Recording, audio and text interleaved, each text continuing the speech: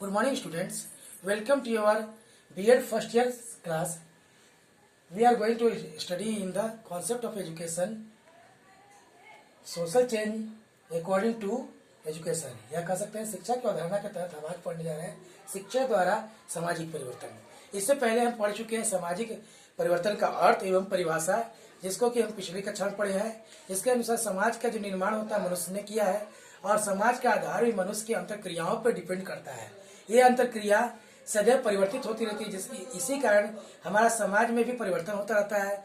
इन सभी सामाजिक परिवर्तन का अनुभव करते हैं और इतना अवश्य है कि कुछ समाज के में परिवर्तन शीघ्रता से होता है, कुछ दीर्घकालीन होता है या तो बहुत समय लेके आता है या धीरे धीरे कर सकते हैं।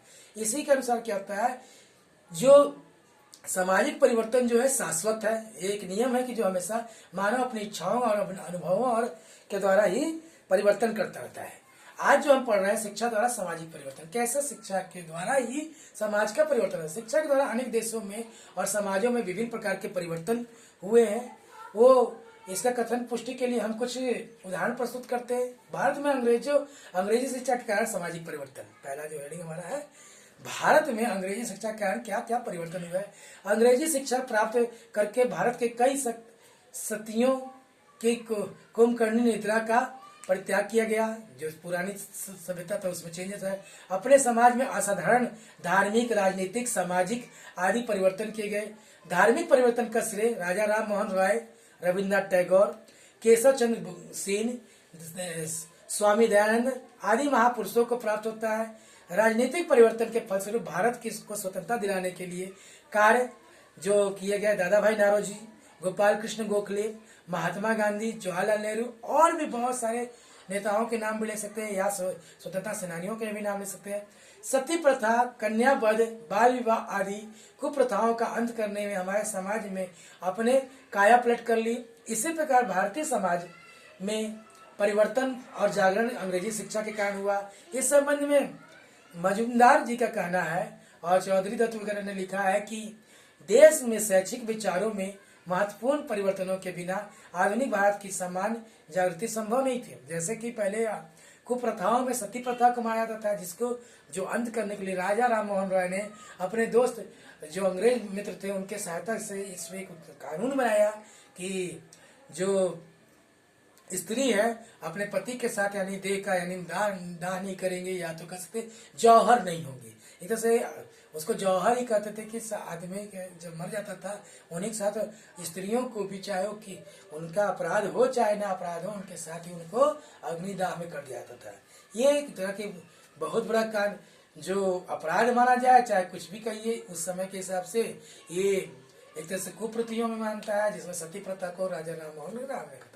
कन्या वध के लिए माना जाता है कि केशव चंद्र सेन ने कन्या वध को यानी रोक लगाने के लिए बहुत सारे कार्यक्रम चलाए और अनगिनत तर्क बताया कि कन्या अगर की हत्या होती है तो एक तरह से वंश का जो उत्पत्ति होती है वो कन्या के द्वारा। भले आप बोलते हैं कि पुरुष जो है प्रधान होता है किसी वंश को निर्माण करने का, लेकिन जो गर्भ होता है वो किसका होता है, माता का होता है।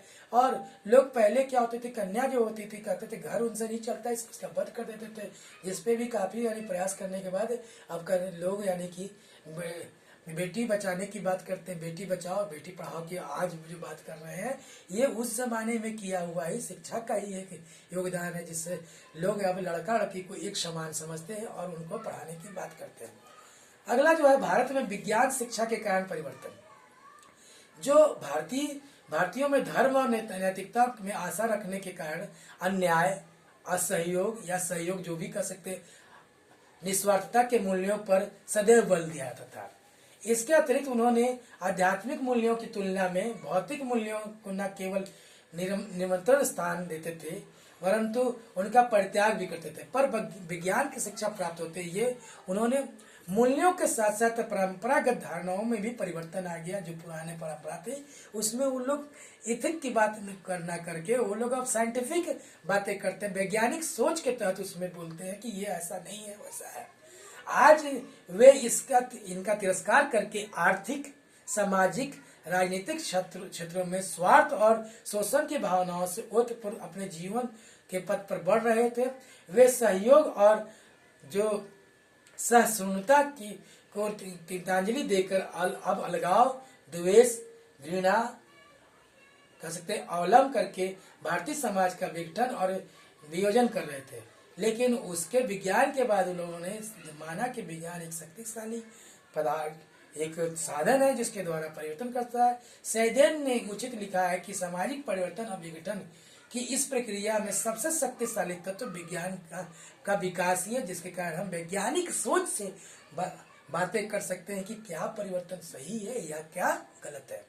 और अगला जो है जर्मनी में शिक्षा द्वारा सामाजिक परिवर्तन।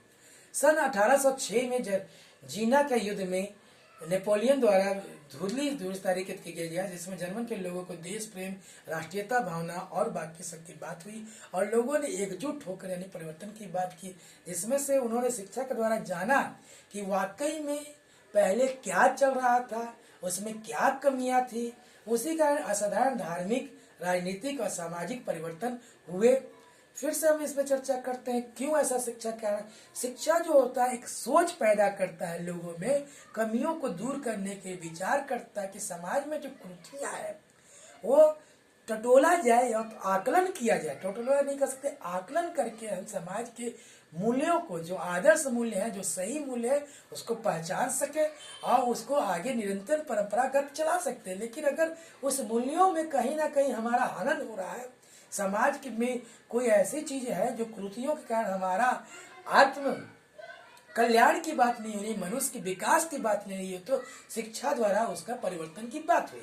उसमें बहुत सारे कुरीतियां हैं। समाज हमेशा उस कुरीतियों को आज भी याद कर कर जहम जाता है कि जो कुरीतियां थी, जिस प्रकार पहले बात करते थे कि कन्या वध हो जाए, सती प्रथा, आज सोच के भी आदमी का शरीर कांप जाता है। ये और बाद में वैज्ञानिक दृष्टिकोण से लोग भूत प्रेत जो की बातें होती थी, कई किसी गांव में चुड़ैल की बात करके किसी को मार दिया करते थे, वो सब अब वैज्ञानिक जो समाज में है और सामाजिक जितनी भी कृत्य थे कि चुड़ैल बना के चाहे किसी को बोलकर लोग देश निकाला, गांव निकाला करते थे। लेकिन वैज्ञानिक जो सोच आई थी, इसमें परंपरागत धारणाएं जो भी थी उसमें परिवर्तन हुआ और समाज जो हुआ उसके अनुरूप चलने का प्रयास कर रहा है और शिक्षा उसमें बहुत ही अहम कार्य कर रहा है, संपादित कर रहा है। इसलिए कह सकते हैं शिक्षा द्वारा सामाजिक परिवर्तन हुआ।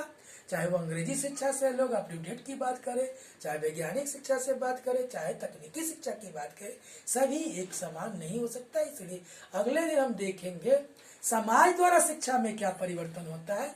इसके लिए अगली कक्षा में हम बात करेंगे। धन्यवाद।